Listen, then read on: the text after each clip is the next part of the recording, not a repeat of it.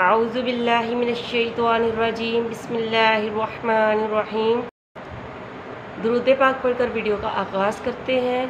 الصلاۃ والسلام علیک یا سیدی یا رسول اللہ وعلی آلک واصحابک یا سیدی یا حبیب اللہ۔ میرے تمام دیکھنے والوں اور سننے والے ناظرین کو میں خوش آمدید کہتی ہوں۔ السلام علیکم ورحمۃ اللہ وبرکاتہ۔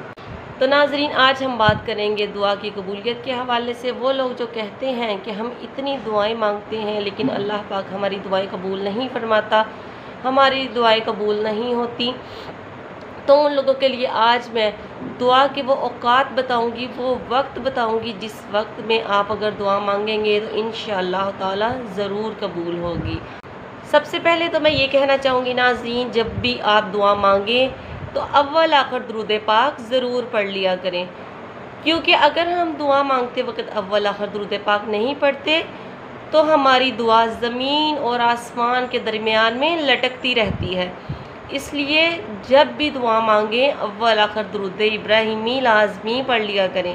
تو ناظرین، دعا کی قبولیت کے اوقات، دعا کی قبولیت کے وقت، جس وقت میں دعا مانگی جائے اور قبول ہو جائے، وہ اوقات ذرا توجہ سے سن لیجئے اور اس وقت میں زیادہ سے زیادہ دعائیں مانگا کریں تاکہ اللہ پاک آپ کی دعائیں قبول ہو جائیں، آپ کے دلی مقصد، آپ کی نیک خواہشات پوری ہو جائیں۔ رات کے آخری حصے یعنی کہ فجر سے پہلے جو ٹائم ہوتا ہے، کہہ لیں اسے سحری کا ٹائم یا تہجد کا ٹائم کہہ لیں، کہ اس ٹائم میں اگر آپ رات کو اپنی نیند کو بیدار کر کر اٹھیں گے اور اللہ کے حضور میں حاضر ہوں گے، سجدہ کریں گے، تہجد ادا کریں گے اور جو بھی دعا مانگیں گے انشاءاللہ تعالی اللہ پاک قبول فرمائے گا۔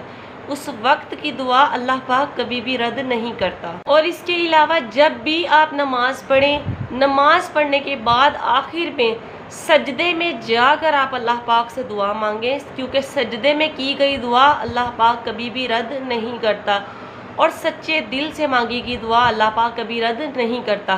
اس لیے آپ سجدے میں جا کر دعا مانگا کریں، انشاءاللہ تعالی اللہ پاک آپ کی دعا کبھی بھی رد نہیں فرمائے گا۔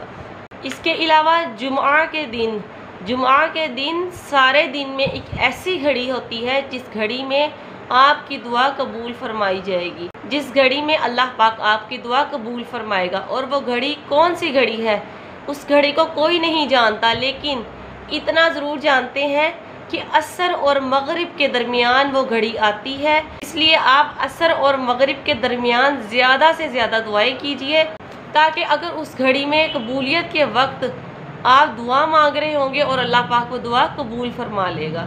اس کے علاوہ جب بارش ہو رہی ہو، بارش ہوتے وقت اگر آپ دعا مانگیں گے، یہ نہیں کہ بارش ہوئی اور جلدی سے منہ سے دعا نکال دی، لیکن جب بارش ہو رہی ہو تو سچے دل سے اللہ پاک سے دعا مانگے، اللہ پاک ضرور قبول و منظور فرمائے گا۔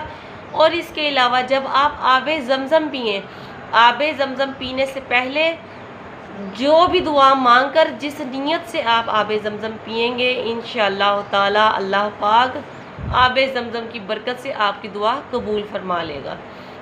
تو ناظرین، جب بھی آپ آب زمزم پئیں تو دعا مانگ کر پئیں اور بہت ہی احترام کے ساتھ پئیں، انشاءاللہ تعالی اللہ پاک آب زمزم کی برکت سے آپ کی دعا قبول فرما لے گا۔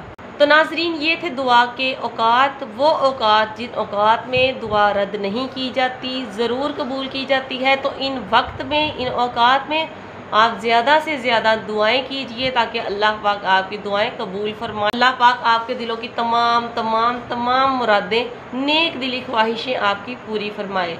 تو ناظرین، مجھے بھی دعاؤں میں یاد رکھیے گا اور مجھے دیجیے اجازت۔ اللہ حافظ۔